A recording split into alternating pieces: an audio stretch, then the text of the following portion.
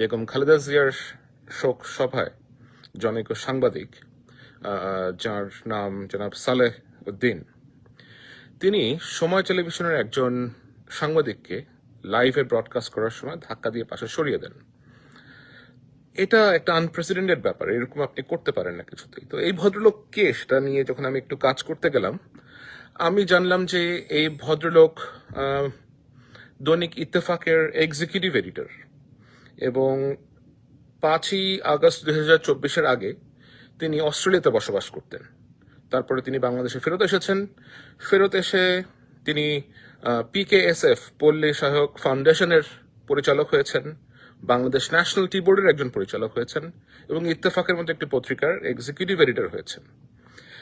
এবং উনি যা করছেন এখন, তিনি আপনার বিভিন্ন লোকজনের তোষামোদি করার চেষ্টা করছেন, বিভিন্ন পলিটিক্যাল পার্টির তোষামোদি করার চেষ্টা করছেন। এবং আমরা যেই চক্রটি আগে দেখেছি বাংলাদেশে, আপনার শ্যামল দত্ত, ফারজানা রূপা, শাকিল এবং মোজাম্মেল বাবু এবং আরো যারা ছিল আপনার চাটুকার টাইপের যে সমস্ত চরিত্রগুলা ছিল, এরকম একটা বলয় তারা তৈরি করার চেষ্টা করছে।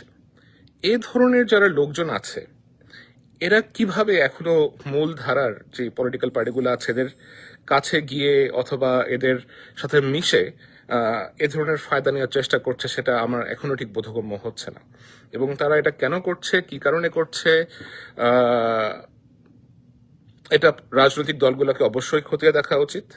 এবং তারা যদি এটা এখনই বিবেচনায় না নেয়, তাহলে আমরা হয়তো দেখব যে বিগত যে স্বৈর শাসক ছিল বাংলাদেশে, তাদের যে একটা তোষামতকারী গ্রুপ ছিল, যারা তাদেরকে তোষামত করে করে অত্যন্ত তৈলাক্ত অবস্থায় নিয়ে গিয়েছিল, আমার মনে হয় এদেরকে যদি এখনই কন্ট্রোল করা না হয়, তাহলে এরা আগামীতে যেই রাজনৈতিক দল যারাই আসবেন ক্ষমতায়, এরা তাদেরকেও সে পর্যায়ে নিয়ে যাবে। সুতরাং এই তোষামতকারীদেরকে আপনাদের নিজস্ব সার্কেল থেকে দূরে রাখুন, খুঁজে বের করুন এরা কিভাবে ন্যাশনালিটি বোর্ডের পরিচালক হতে পারলো, কিভাবে PKSF এর পরিচালক হতে পারলো, কিভাবে ইত্তেফাকের নির্বাহী সম্পাদক হলো। এবং এর মানে কি এই যে একটা সেট যাবে আর একটা সেট আসবে, এসে আপনার এক দল আরেক দলকে পরিবর্তন করবে? এটা তো তাহলে পত্রিকার স্বাধীনতা কোথায় যাবে? টেলিভিশন চ্যানেলের স্বাধীনতা তাহলে কোথায় যাবে? আপনারা এক পক্ষ যাবেন, আরেক পক্ষ আসবে। এটা একেবারেই গ্রহণযোগ্য না, একেবারেই গ্রহণযোগ্য না।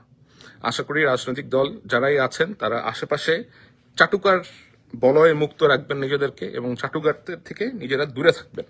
এই চাটুকাররা বিগত সময় কি করেছে সেটা থেকে আপনারা শিক্ষা নেওয়ার চেষ্টা করুন। এবং যদি না নেন, তাহলে অবশ্যই you know what has happened in the past.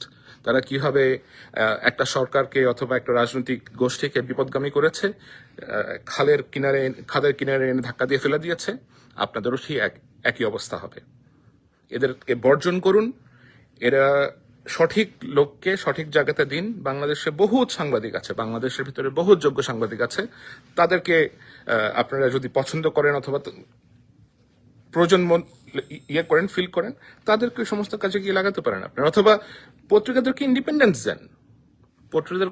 পত্রিকাদেরকে independence কেন দিচ্ছেন না? প্রেস যদি ইন্ডিপেন্ডেন্ট না হয়, তাহলে তারা কাজ করবে কিভাবে, তাই না? সুতরাং এটাই অনুরোধ থাকবে যে নিজেদেরকে সাংবাদিকের যেই একটা তোষামত গ্রুপ আছে এদের থেকে দূরে রাখুন এবং এই আপনাদের দলের নাম অথবা বিভিন্ন গোষ্ঠীর নাম ব্যবহার করে যারা ফায়দা লুটছে, এদেরকে চিহ্নিত করুন এবং তারা যেন ফায়দা লুটতে না পারে সেই ব্যবস্থা নিন। ধন্যবাদ। আসসালামু আলাইকুম।